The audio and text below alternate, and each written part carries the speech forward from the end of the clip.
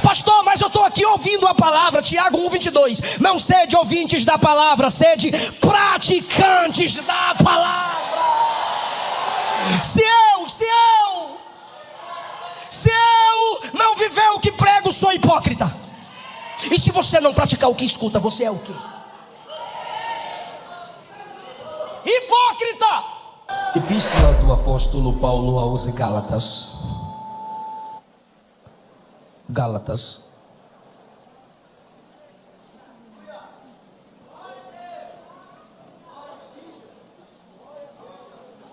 No capítulo 3.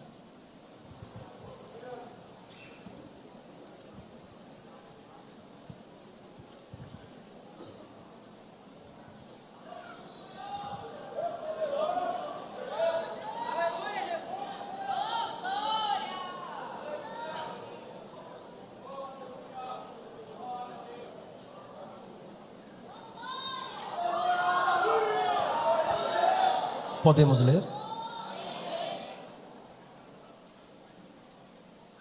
Versículo 3. Sois tão insensatos, que tendo começado pelo Espírito, acabeis agora pela carne. Tomai o vosso assento.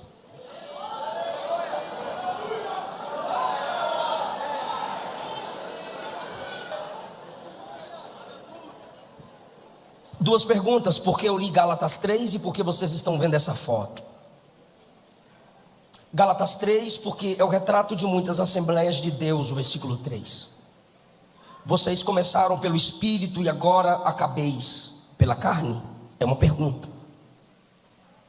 Por que Paulo pergunta isso aos Gálatas? Primeiro, porque eles estavam se deixando levar pelos judaizantes.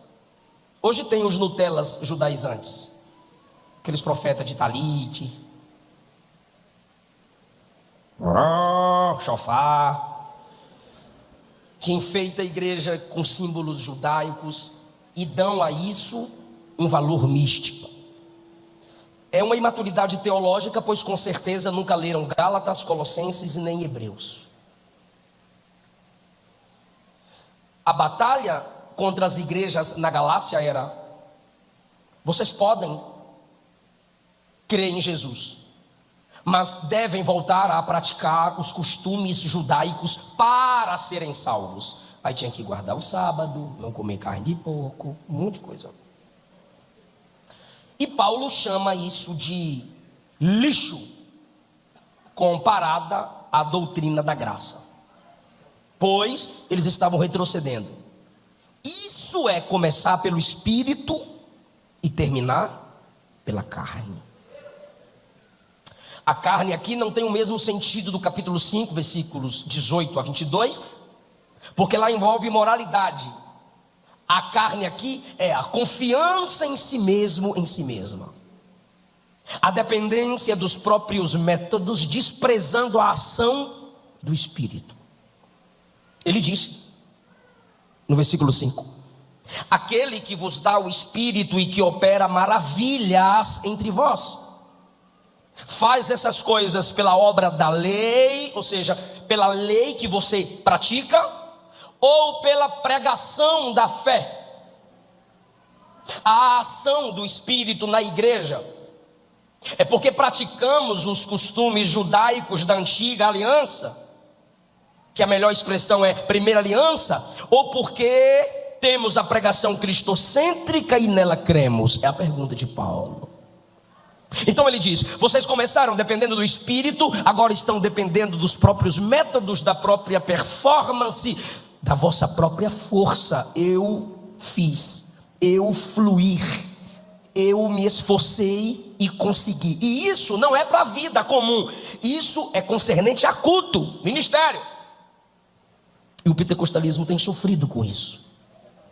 Esse ano nós estamos completando 114 anos das Assembleias de Deus no Brasil.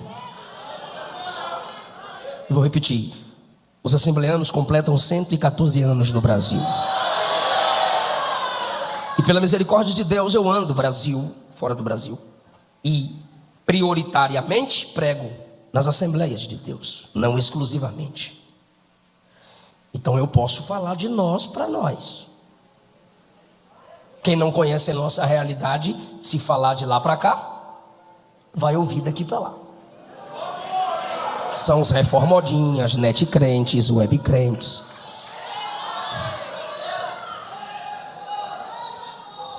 Por que eu posso aplicar esse versículo para a história do pentecostalismo no Brasil? Porque é fato. Começamos pelo Espírito. Nossos pregadores dependiam do Espírito mais, ou a maioria dos nossos pregadores dependiam mais do Espírito do que dependem hoje. Os nossos cantores dependiam do jejum e da oração mais do que nos tempos atuais. A performance na tribuna tem sido mais valorizada do que a unção buscada no quarto fechado. Começamos pelo Espírito e agora estamos pela carne, pelo desenvolvimento humano, os métodos de atração, liderança de jovens que prometem o que a Bíblia não promete, o que Cristo não promete, para ver se a juventude vem aos seus cultos. Desafios bobos, como: se vocês vierem ao culto, eu prometo que vou rapar os pelos do corpo todo. Eu vi isso. Se vocês vierem, vocês verão o tanto de menina bonita.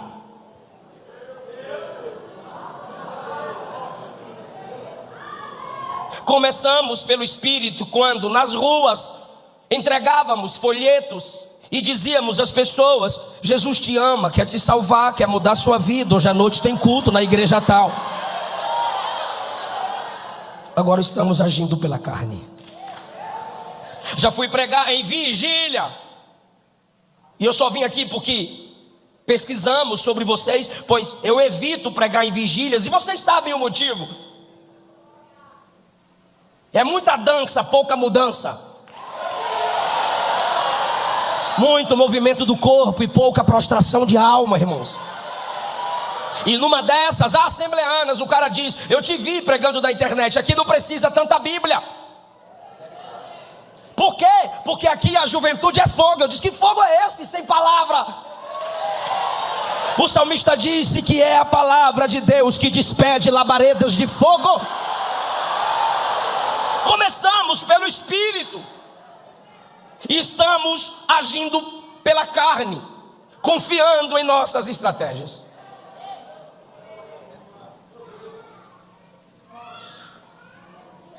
Eu sou ali de Ilhéus, Bahia.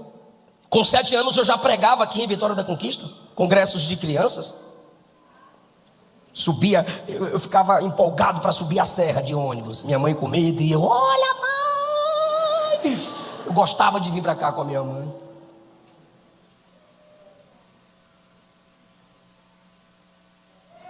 E quando você estuda a homilética hoje, não é a mesma dos nossos pais, dos nossos pioneiros. Pois eles abriam o texto, não tinham essa idolatria pelo método expositivo. Eu sei que é a mais completa, porém o pentecostalismo não nasceu pregando mensagem expositiva. E hoje nós que pregamos mensagens expositivas mostram uma evolução na nossa teologia. Mas o pentecostalismo primariamente iniciou com pregadores pregando mensagens temáticas. Isso denota superioridade aos outros? Não, mas a simplicidade. E funcionou, nos trouxe até aqui, porque dependíamos do Espírito. E eu ficava olhando, os pastores de igrejas locais eram minhas referências. Eu nem vou em muito podcast, até porque quando esses camaradas querem me levar em podcast é para fazer polêmica. E eu não fujo. Se eu estiver lá eu não fujo, mas se eu tenho como não ir, aí eu não vou. E um desses me perguntaram: hoje você é um pregador que roda o Brasil, quem foi ou quais foram suas referências? Cita 1 ou 2. Eu disse: meus pastores de igreja. Aí o cara pergunta: como assim? Eu disse: os pastores que lideravam a congregação onde eu congregava. Porque eles pregavam e pregam, os pastores de igreja pregam com vivência, não com técnicas. Eles sabem o que é preparar um texto como resposta para as necessidades do seu rebanho, sem inventar profecia, sem mentir em nome de Deus, porque eles conhecem a realidade da igreja, e como eles conhecem os problemas da igreja, eles enxergam na Bíblia a solução para os problemas da igreja. Mas o cara teve coragem de me mostrar o chat GPT, chat GPT, para fazer esboço. Ele mostrando e eu olhando para a cara dele, ele mostrando assim, eu olhando para a cara dele. Aí quando ele olhou para a minha cara, entendeu? Eu falei, você é doido? Contar é uma coisa, mas sacrificar o importante no altar do que é urgente é sair do espírito e depender da carne. E quem tem feito isso? Nós, pentecostais.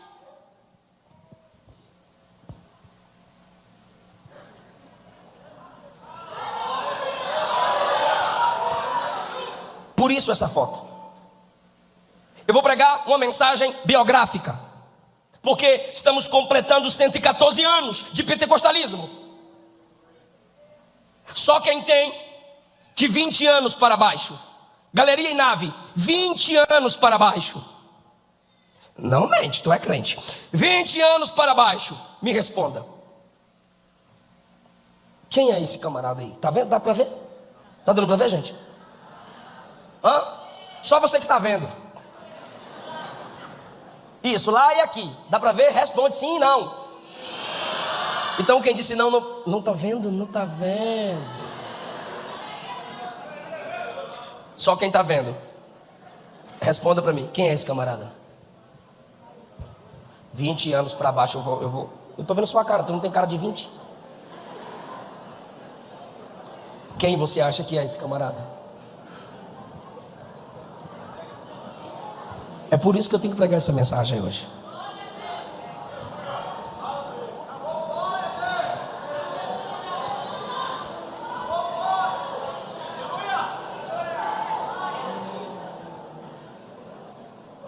Vocês ouviram quem disse sim, e o volume, foi muita gente que estava vendo. Aí quando eu pergunto quem é, Daniel Berg, Gunavi Ingrid.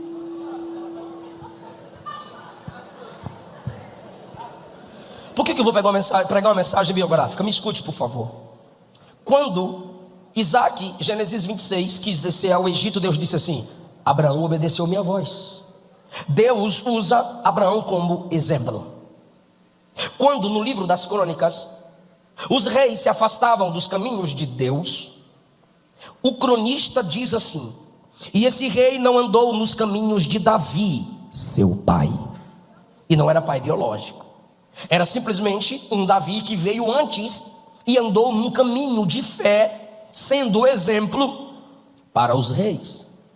Quando Estevão prega em Atos capítulo 7, ele começa com Abraão e vem falando sobre os grandes homens do Antigo Testamento e termina apontando para o maior, Jesus, se valendo de biografias para despertar a fé daquele povo.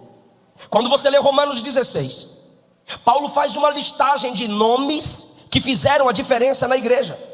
Nomes que na igreja romana e por onde Paulo passava, homens e mulheres, moças e rapazes, auxiliaram o apóstolo Paulo na plantação de igrejas. Vários nomes de pessoas simples, pobres e pessoas ricas. Mas na conclusão de Romanos 16, ele diz: ao único Deus sábio seja dada a honra e a glória para todos sempre. Mas o fato do louvor ser dado ao único Deus sábio não impede Paulo de registrar num livro inspirado pelo Espírito Santo, numa carta inspirada pelo Espírito Santo, que é a carta aos Romanos, vários nomes. Hebreus capítulo 11, nós temos a galeria dos heróis da fé,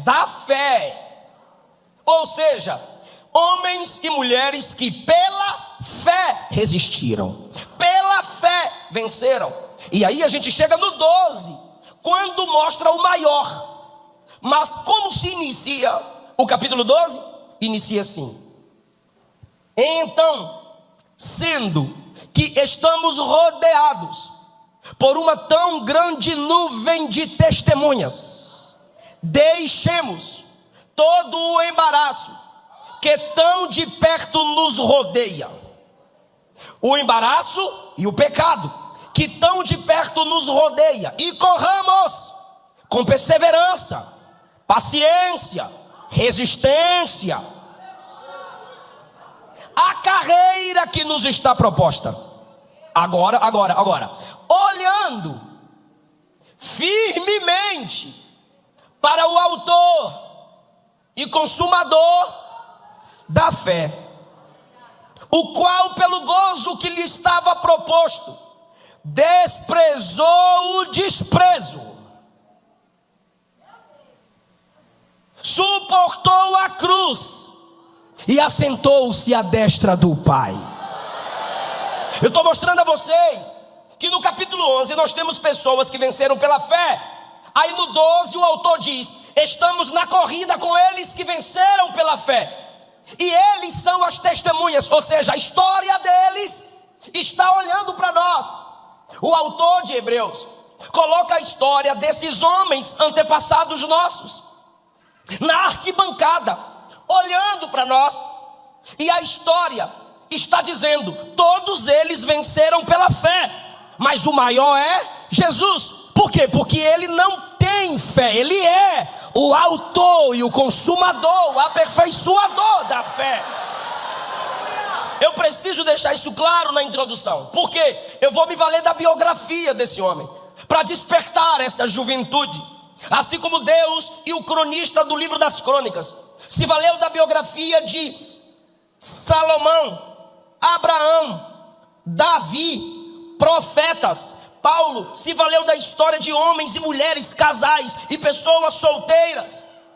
E o escritor aos Hebreus perpassa o Antigo Testamento e os sofredores do NT, Novo Testamento, dizendo que essas pessoas são exemplos de fé. Por que a gente não pode olhar para a contemporaneidade e enxergar pessoas que nos auxiliem a continuar pelo Espírito?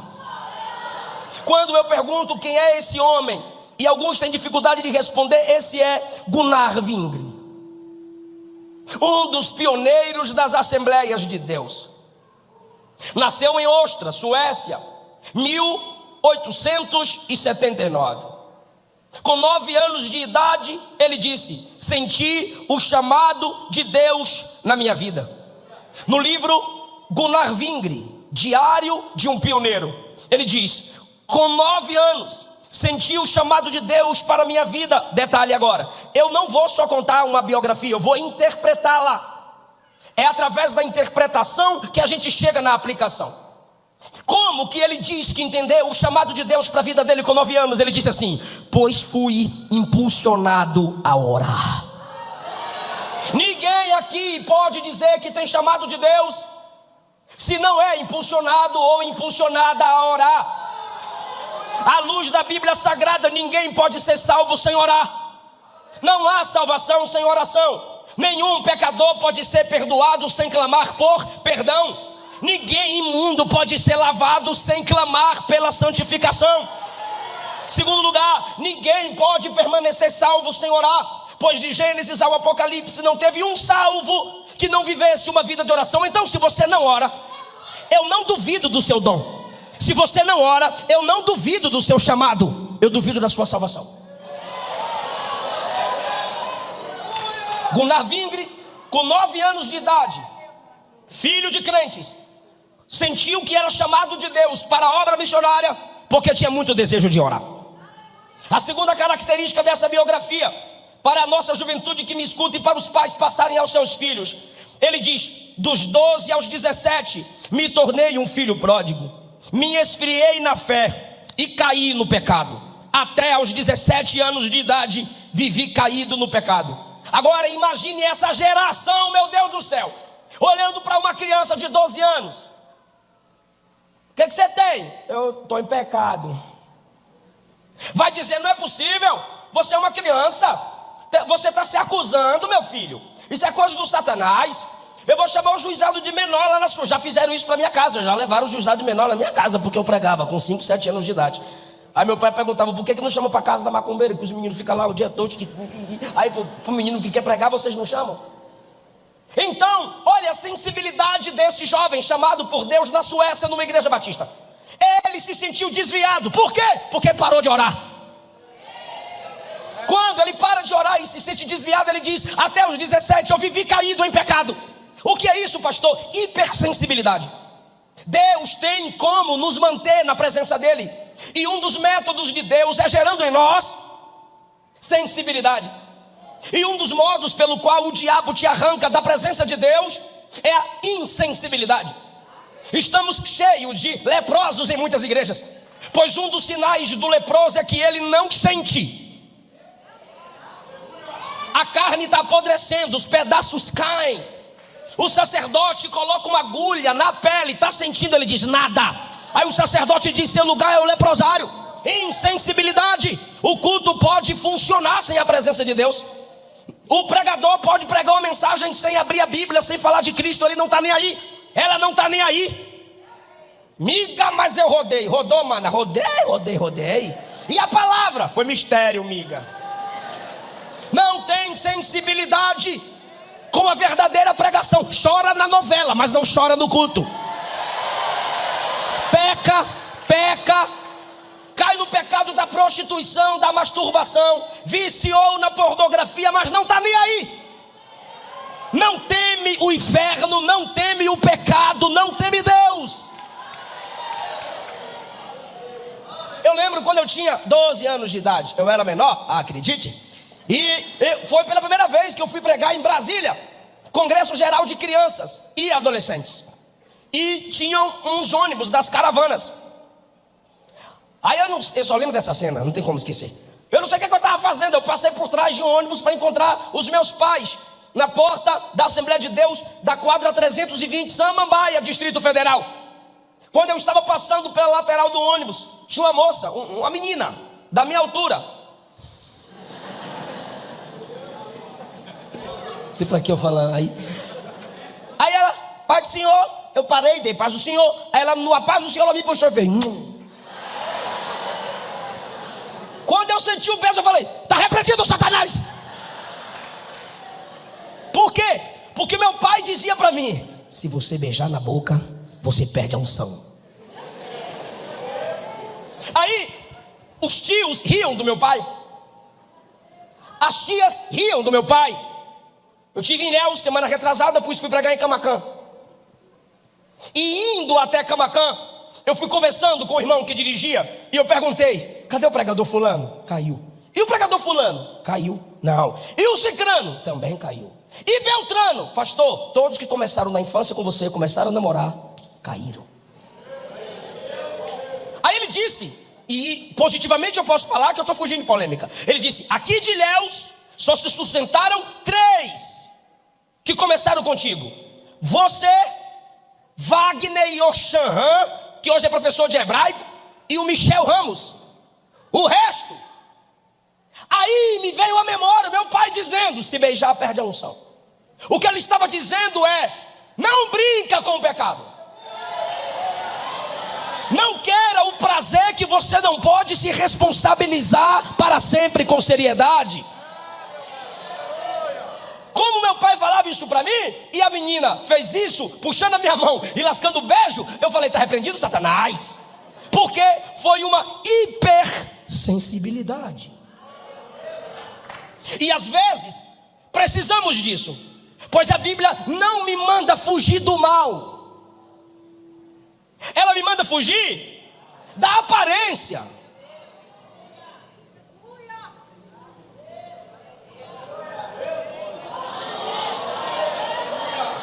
É pela falta de sensibilidade em nossos adolescentes e jovens que pegou-se a moda do ficar. Vai para aniversário, fica. Vai para um congresso, fica. Faz uma viagem, fica. Tomara que Jesus volte.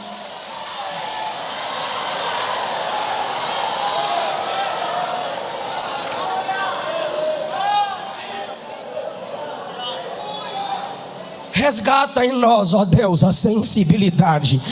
Que como José a gente corra dizendo: eu não vou trocar o trono pela cama. Eu não vou abrir mão do trono por causa de uma cama. Mas olha o que ele diz, e quem estiver ligado vai reagir. Em 1896 Deus me atraiu, e eu resolvi ir a um culto de vigília e voltar para Jesus. Chamou o pai e disse: pai, vamos numa vigília de oração. Vamos, meu filho, que milagre é esse? Eu quero voltar para Jesus. E ele diz: chegando lá, fui conduzido e me entreguei para Cristo como havia prometido. Aos 18 anos fui batizado nas águas da Igreja Batista na Suécia. Neste momento me tornei sucessor do meu pai na escola dominical. Agora, olha o que ele diz: e em mim aumentou-se a necessidade de Deus. Com 9 anos ele sente que tem chamado porque tem vontade de orar. Com 12 anos, quando não ora mais, ele diz: desviei. E foi isso que aconteceu. Por quê? Porque o pecado te afasta da oração. Só a oração te afasta do pecado. Aos 18 ele diz: voltei, desci as águas e já me tornei cooperador com meu pai e sucessor do meu pai na escola dominical. E senti que a minha necessidade de Deus aumenta. Isso é ministério. Quanto mais oportunidade estiver, sua necessidade de Deus deve aumentar. Porque sem Ele, nada, cantar, pregar, tocar, dirigir, pastorear, ganhar alma, discipular, nada você pode fazer. Senti minha necessidade de Deus aumentar. Ainda nesse ano, diz ele, 1897, li numa revista, gostava de ler. Li numa revista um artigo sobre grandes necessidades e sofrimentos de tribos nativas no exterior. Li um artigo sobre tribos que não conheciam Jesus. Olha o que ele diz: senti vontade de chorar. Subi ao meu quarto e disse: ó Deus, eis-me aqui para me entregar para a glória do seu nome. Quando ele entende que ele está se entregando para missões e que não é algo fácil de se realizar, ele diz assim: mas só o Senhor é capaz de me ajudar a cumprir essa promessa.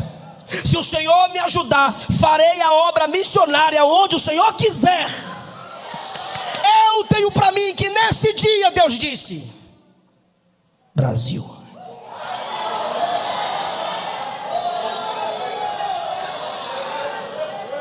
Deus não te dará as almas pelas quais você não chora.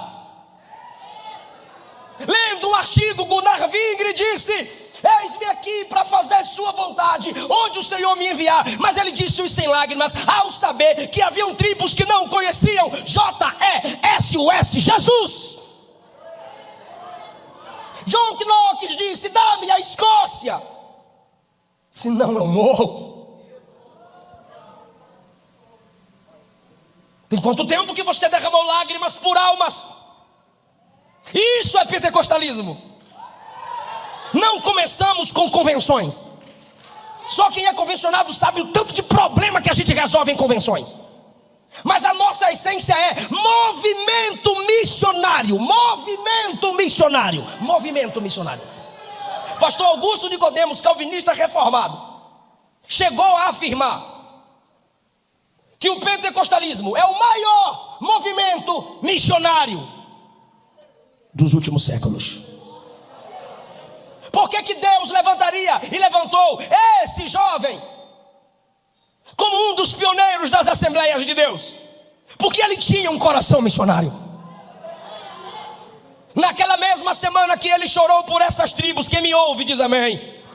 Fizeram uma festa no mês de outubro para levantar dinheiro e ajudar um irmão a ir para o campo missionário. E ele diz: tudo que eu tinha eram 6 coroas. Eu não sei o que é isso. E eu dei e voltei para casa com uma imensa alegria, porque eu tinha dado tudo que tinha para o missionário fazer missões. Imagine agora. Eu vou ler interpretando. Depois que eu ofertei para o missionário ir para o campo, numa festa, olha isso, gente, a igreja fez uma festa para arrecadar dinheiro para enviar o missionário. Assembleia de Deus não existia, era uma igreja batista. Ele diz: voltei para casa com imensa alegria. Eu ajudei um missionário. Eu não posso ir, mas eu dei meu dinheiro. Imagine tu voltando para o culto pregando para Deus: missões é feito pelo joelho que ora, pelos pés dos que vão e pelas mãos dos que contribuem. Enquanto ele diz, voltava para casa empolgado, com imensa alegria, Deus bradou no meio do caminho e me disse: do jeito que ele foi, você também vai. Deus dizendo: eu não quero o seu envelope, eu não quero o seu dinheiro. Você não é fã do desigrejado que fica criticando dízimo e oferta? Coloca seu dinheiro na conta de quem tu quiser. Eu não quero o seu envelope, eu não quero o seu pix. Eu quero você por inteiro, eu quero você por completo. Porque se você for de Deus, tudo que é seu é para a glória dele.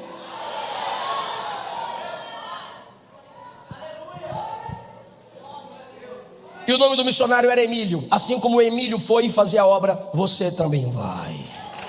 Imagine tu voltando do culto, irmão, feliz por ter ofertado no congresso missionário. E Deus diz: não, tu também vai fazer missões. Ainda tem alguém que clama: eis-me aqui, envia-me a mim. Ficou 1 ano trabalhando com o pai, como jardineiro.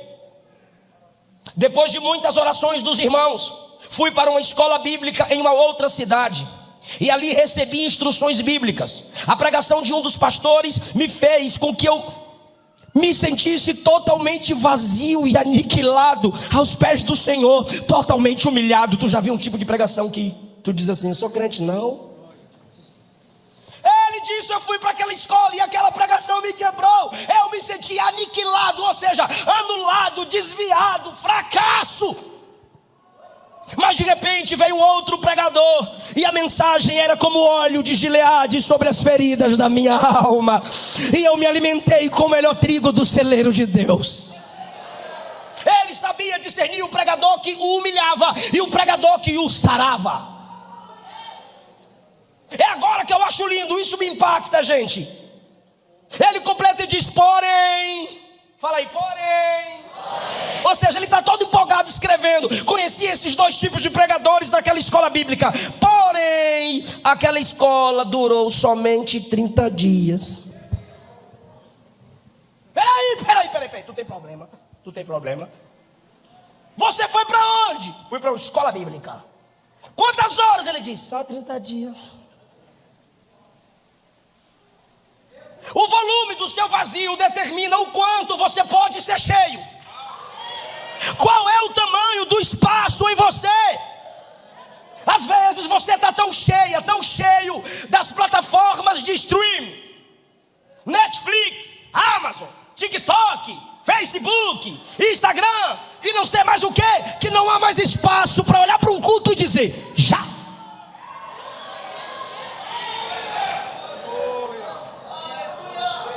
Quando eu chego para pregar na África, meu Deus do céu, o pastor diz: pastor, 5:30 da manhã eu te busco. Eu disse: passa 6, ele 6 já está tarde. Eu falei: não, passa 10 para 6, ele tá bom. E ele me buscou 10 para 6, a igreja já estava lotada. Pobres. Quem tem Havaiana tem muito, mas estava lá para ouvir a palavra. Cantam 2, 3 hinos, dança para lá, dança para cá, levanta poeira, traz a oferta, aí eu prego. Quando eu acabo de pregar, eles: pastor, pergunta, estão preparados para o segundo sermão? Falei: então tá bom. E lá vai eu, preguei o segundo sermão, 9. Canta, dança para lá, dança para cá. Estão preparados para a terceira mensagem? Falei: não, você tá de graça. E todo mundo ia: 6, 7 pregações num dia. Eles não têm com o que se distrair, e o que distrai, destrói. Um pastor americano recebeu um missionário africano, e no dia da despedida do missionário africano, pós-almoço, o pastor americano disse: fiquemos em pé que vamos orar. Missionário, fique tranquilo, nossa igreja está orando para o avivamento da África. Meu Deus! O pastor da África interrompeu o americano e disse: com licença, antes que o senhor diga que vocês estão orando para Deus nos avivar, quando acaba o culto vocês fazem o quê? vocês vão se divertir, vocês vão assistir futebol, vocês vão fazer churrasco e vocês vão para a piscina. Lá na África, quando acaba um culto, a gente já quer outro. A gente vai orando pelos doentes na estrada, a gente vai pregando para as tribos na estrada. Então, pastor, fica tranquilo, porque somos nós quem estamos orando para Deus trazer um avivamento para a América.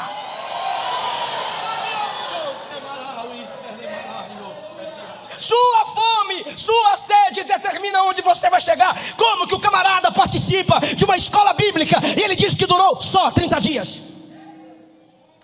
Quando tu vem na tua escola dominical, tu dorme no banco, irmão.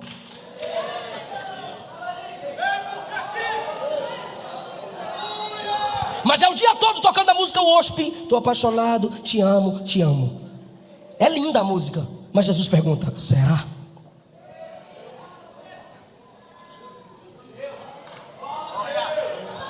É que a alma farta pisa o favo do mel, mas para a alma faminta todo amargo é doce.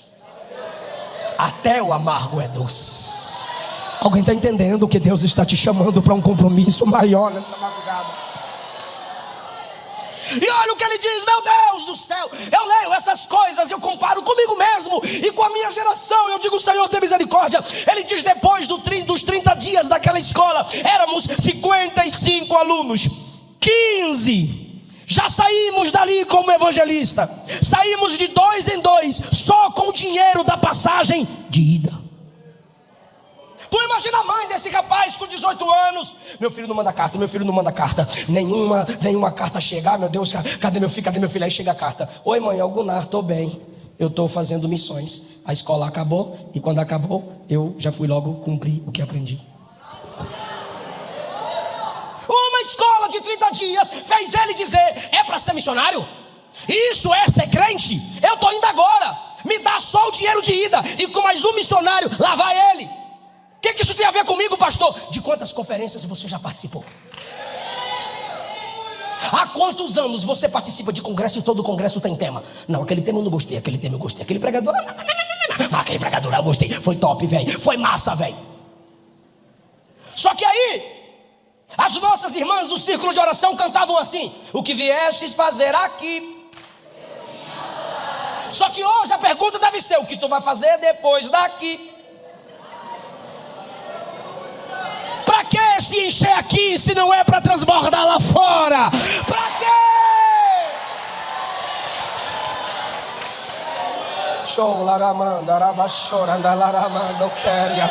Pastor, mas eu estou aqui ouvindo a palavra. Tiago 1,22: não sede ouvintes da palavra, sede praticantes da palavra. Se eu não viver o que prego, sou hipócrita. E se você não praticar o que escuta, você é o quê? Hipócrita. É lindo te ver aí dando glória a Deus, sentado numa igreja linda, cheia de crente, mas ao saíres daquela porta, o que vai acontecer?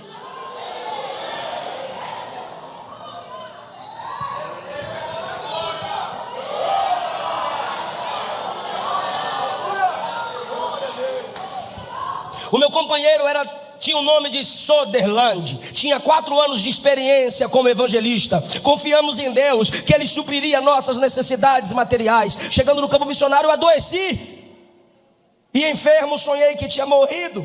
Olha o drama. E vi meus pais no meu enterro. O cara está fazendo missões, de repente ele adoece, e quando ele adoece, ele sonha que ele morreu.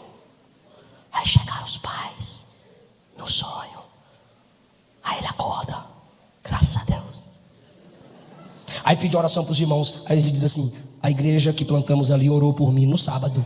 Na segunda eu já estava curado e voltei para a obra missionária. Em 1909 concluí meus estudos teológicos. Solicitei à convenção que me enviasse como missionário. A convenção o enviou para a Índia com a sua noiva. Lá vai ele para a Índia com a noiva fazer missões. Aí a noiva teve uma grande ligação com aquele país, mas ele não teve. Pois o futuro dele não era a Índia. O futuro dele. Aí ele disse: meu bem, vamos voltar porque não é aqui. Ela: é sim. Ele disse: é não. Ela: é. Ele disse: estou voltando para a Suécia. Ela disse: eu vou depois. Ele voltou. Depois que ele chegou, ela mandou uma carta: não dá mais, eu quero ficar aqui. Ele não entrou em deprê. Ele não tentou se matar. Meu Deus do céu. Ele não abriu mão do chamado por causa de namoro. Ele devolveu a carta: que seja feita a vontade do Senhor. Quando ele volta para sua igreja batista, Suécia, ele ouviu falar que o avivamento havia chegado nos Estados Unidos, Chicago.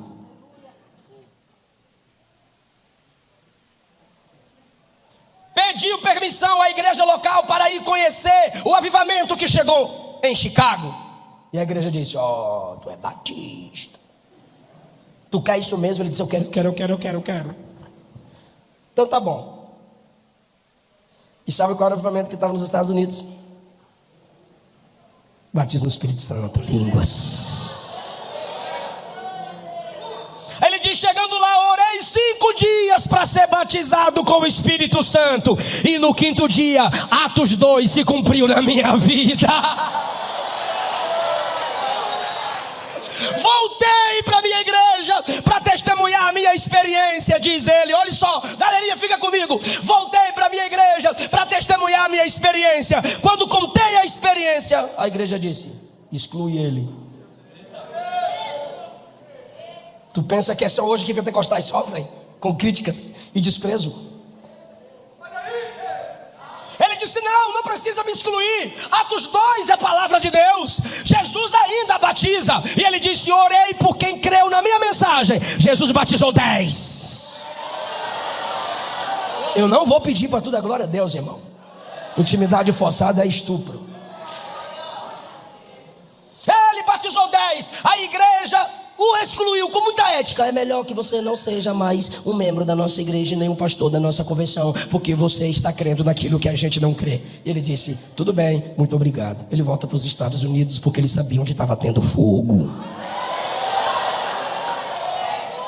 Assumiu uma igreja que não queria nos dons. Quando ele chega para pregar, ele diz: Jesus batizou 20. E uma igreja batista se tornou uma igreja pentecostal.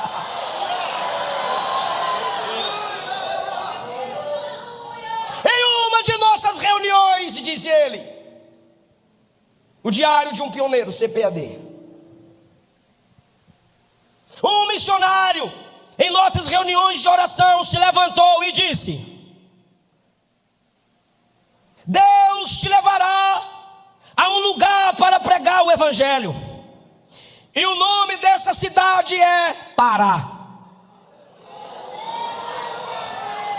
E ele fala, ele categoriza as profecias. Essa foi a primeira. A segunda é: e agora falarei a língua do país. E o profeta começou a falar em português. Aleluia.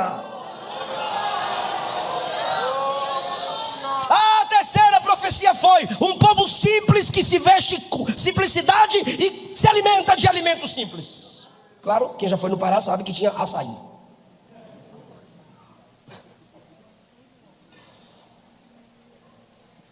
Agora que é chique. Quarto: tu se casará com uma moça cujo sobrenome é Strandberg.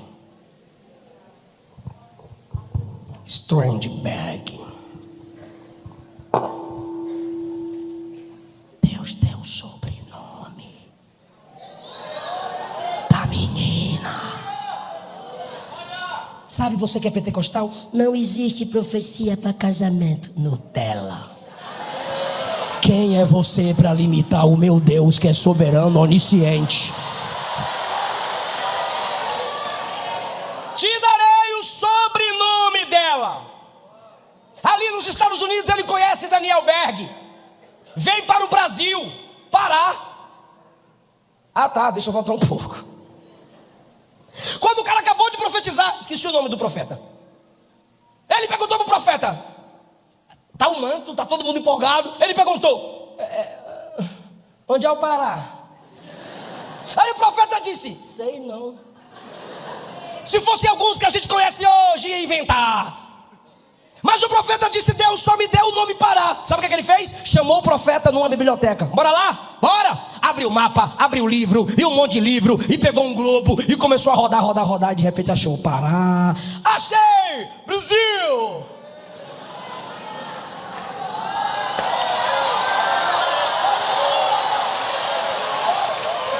Aí, conhece Daniel Berg? Tu tá indo pra onde? Brasil. Então bora junto, que Deus falou que eu ia pro Pará. Ah, Deus falou comigo também. Aí vieram pra cá, sofreram muito. A igreja católica os perseguia. Os reformados, nossos irmãos em Cristo, já estavam aqui 65 anos antes.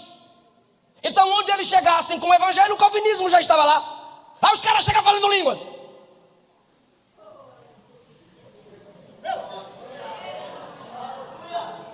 Ele chega para o irmão e vai contar o testemunho de antes, como aconteceu antes de Deus enviá-lo. E ele disse: como nós trabalhávamos no domingo, nós nos reuníamos todo sábado à noite para orar, irmão. Aí o irmão disse: sábado à noite? Aqui também a gente, como é pobre, trabalha muito no domingo, então a gente se reúne no sábado para orar. O que tem a ver? É que enquanto vocês oravam lá para vir para cá, nós também nos reuníamos aqui para Deus mandar missionário para cá.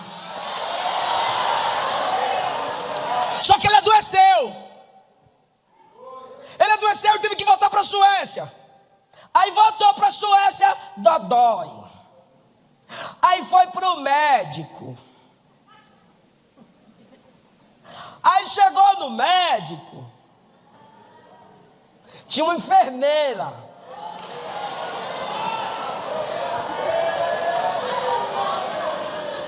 Muitas dores estomacais, muita pimenta no Pará. Muitas dores estomacais. Estou com dor. E a moça: aonde? Ele: aqui. Estou doente. Aí ela: eu tenho remédio. Aí ele: por favor. Aí ela estica o braço: por favor, senhor. E ele começou a contar: eu sou missionário. Ela: que bênção. Você é crente? Sou. Você é missionário? Sou. Eu amo missões. Fica comigo, galerinha em nave. Você ama missões? Amo. Moça, qual o seu nome? Frida. Não, desculpa. Qual o seu sobrenome? Strandberg.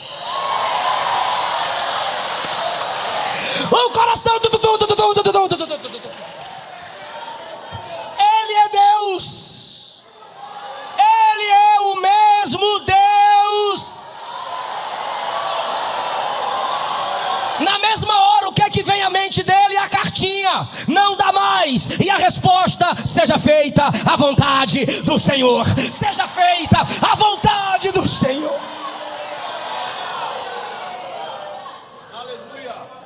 Ele falou tanto do Pará, quando ele falou das crianças que morriam com malária, a enfermeira disse: eu quero ir para lá.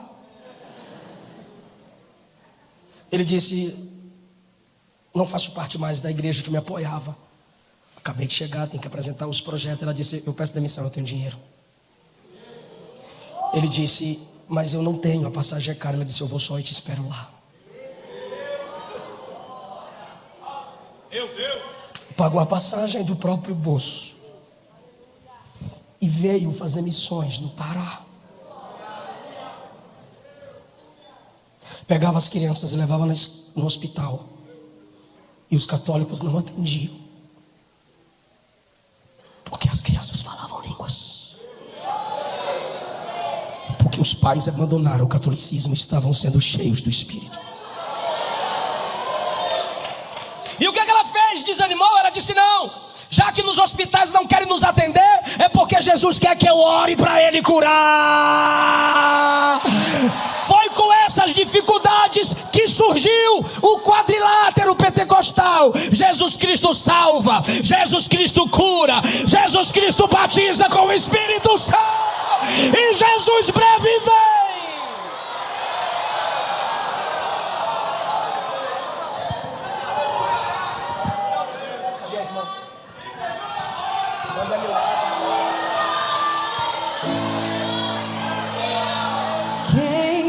Calma.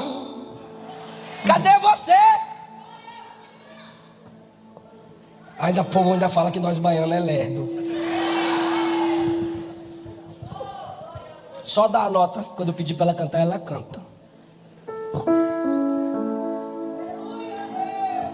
Aí, irmão, ele veio, pois ela também adoeceu. Aí ele chegou. Ela curou. Imagina essas duas bombas no Pará. Jesus Cristo salva, Jesus Cristo cura, batiza com o Espírito Santo, e breve voltará. Sabe o que essa mulher fez? Começou a fazer poesias. Sabe o que essa mulher fez? Começou a redigir o jornal do Pará. O povo pegava o jornal e dizia assim: historinha sem graça. Aí de repente, quando ela redigia, Jesus está curando, Jesus está batizando, Jesus está salvando. O pastor Samuel Nistron fez o casamento deles. Só que de repente era muita perseguição, catolicismo, calvinismo. Ele chega em casa e diz: Frida, não dá mais. Precisamos voltar para a Suécia. Faz as malas. Ela, um momento, entrou para a cozinha, voltou, chegou perto dele e lhe ofereceu um chá. Aceita um chá? Ele disse: aceito. As malas. E a perseguição maior era contra ela, porque mulher não podia pregar. E a mulher pregava, fazia poesia, redigia o jornal. E agora tu vai conhecer um outro lado dela. Ela, quando ele pega o chá e ele diz: as malas. Ela diz: eu posso cantar aos seus ouvidos o que o Espírito Santo cantou para mim? Ele disse: pode. Quando ela acaba de cantar, ele diz: desfaz as malas. Ela disse: eu não fui fazer a mala, eu fui escrever a canção que o Espírito me mandou cantar.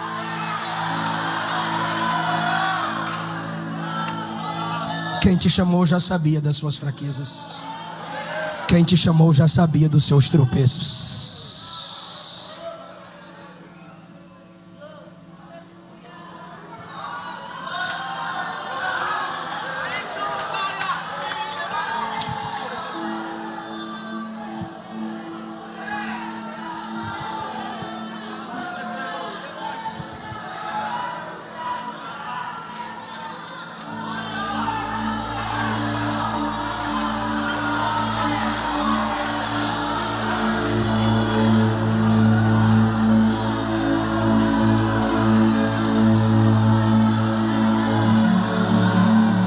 Quem pode levantar a mão e dizer: faz de novo, ó Deus?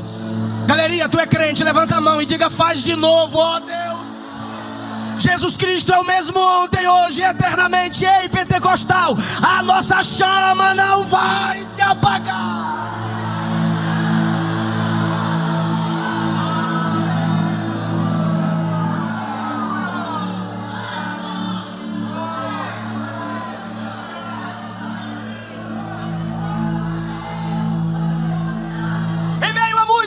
Perseguição. Paulo leva Macalão do Rio de Janeiro, mandou uma carta para o Samuel Nistro entregar para eles lá no Pará. Continua na nota, por favor. Chamando-os para auxiliá-los num projeto com crianças no Rio de Janeiro, sabendo que ela era enfermeira e cuidava das crianças que sofriam com malária.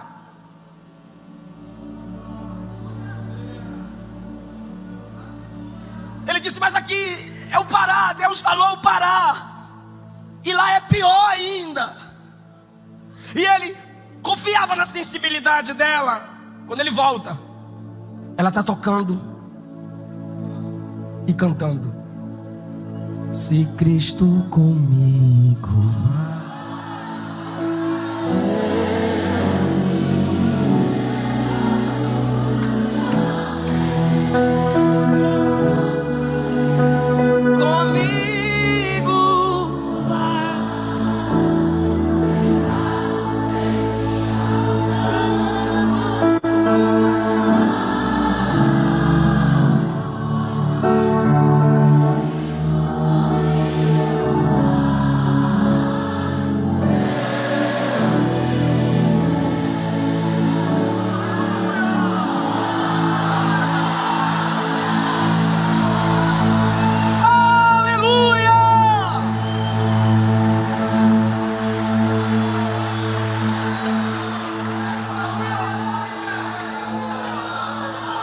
Chegou no Rio de Janeiro, a primeira coisa que ela faz é abrir uma igreja no meio de um orfanato. Evangeliza as crianças e ora pelas crianças. Depois ela abre uma igreja na prisão. Não deixavam ela pregar nos púlpitos, ela pregava nas cadeias.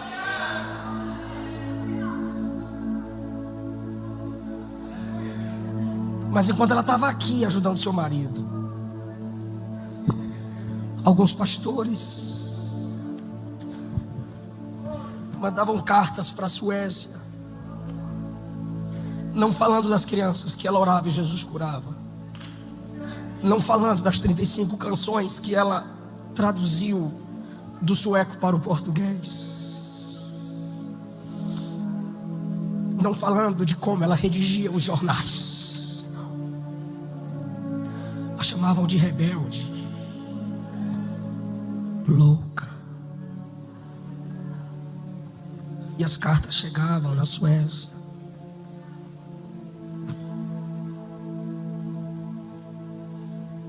Ambos adoeceram, formaram muitos teólogos e missionários do Brasil e voltaram para a Suécia. Chegando lá, ele morre. E ela procura a igreja e diz: meu marido morreu, eu quero fazer missões, me mandem de volta para o Brasil, para qualquer lugar. Quem vai cuidar das minhas crianças no Pará?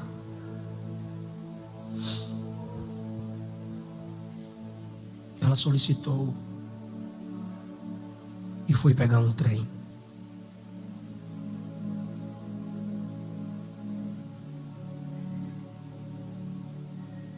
Quando ela está na estação de trem, chegam vários homens com as cartas dizendo que ela era louca. Vieram com a camisa de força, aprenderam e tiraram a guarda de seus filhos.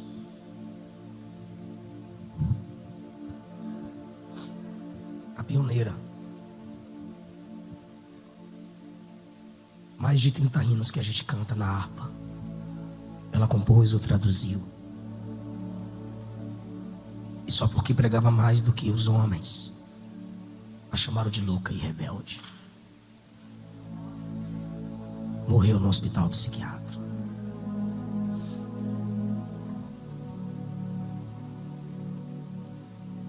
Na última convenção das Assembleias de Deus Madureira, penúltima, perdão, trouxeram um descendente dela, pediram perdão, prestaram homenagens. Agora a história dela entrou como pioneira das Assembleias de Deus. Ela foi reconhecida como uma das pioneiras aqui desprezada. Como muitas irmãs, Deus sabe o que passam na obra do reino. Mas quando a gente chegar no céu,